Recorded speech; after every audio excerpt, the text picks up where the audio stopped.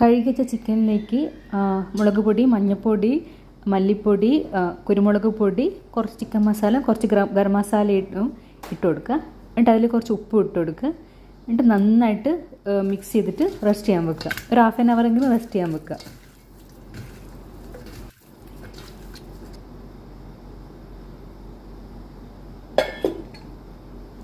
എന്നിട്ട് നമ്മൾ തേങ്ങ എടുക്കുക, ആവശ്യത്തിന് തേങ്ങ എടുക്കുക. എന്നിട്ട് മല്ലിയും കുറച്ച് കുരുമുളകും പട്ടയും ഗ്രാമ്പൂ ഏലക്കായും കുറച്ച് കറിവേപ്പിലയും കുറച്ച് എണ്ണ ഒഴിച്ചിട്ട് നന്നായിട്ട് തേങ്ങ വറുത്തെടുക്കുക.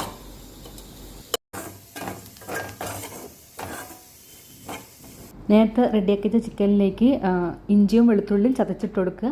2 ഉള്ളി, വെല്ലുള്ളി, ഒരു തക്കാളി, പിന്നെ കറിവേപ്പിലയും മുളകും ഇട്ട് ഇതും നന്നായിട്ട് മിക്സ് ചെയ്യുക. ഇതിൽ കുറച്ച് ഉപ്പ് മാത്രം ചേർത്ത് കൊടുക്കുക.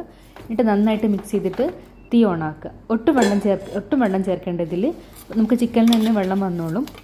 അപ്പോൾ ചിക്കൻ നന്നായിട്ട് വേകുന്ന വരെ വെയിറ്റ് ചെയ്യുക. ഇതിൽ നിന്ന് വെള്ളം വന്നിട്ട് ചിക്കൻ വന്നിട്ട് ഇതന്നെ ചിക്കൻ തന്നെ വെന്തോളും. നന്നായി വെന്തതിന് ശേഷം നമ്മൾ തേങ്ങ വറുത്തത് അരച്ചത് ചേർത്ത് കൊടുക്കുക. കുറച്ച് വെള്ളവും ചേർത്തിട്ട് നന്നായിട്ട് തിളപ്പിക്കുക. നന്നായിട്ട് തിളച്ച് വരുമ്പം സ്റ്റൗ ഓഫ് ചെയ്യുക. എന്നിട്ട് അതിൻ്റെ മുകളിലേക്ക് കുറച്ച് ഗരം മസാല ഇട്ട് കൊടുക്കുക. എന്നിട്ട് മൂടി വെച്ചാൽ മാത്രം മതി. അപ്പോൾ നമുക്ക് നല്ല വറുത്തൊക്കെ നല്ല നാടൻ ചിക്കൻ കറി ഈസി ആയിട്ട് തയ്യാറാക്കാം, ഒട്ടും എണ്ണയില്ലാണ്ട്.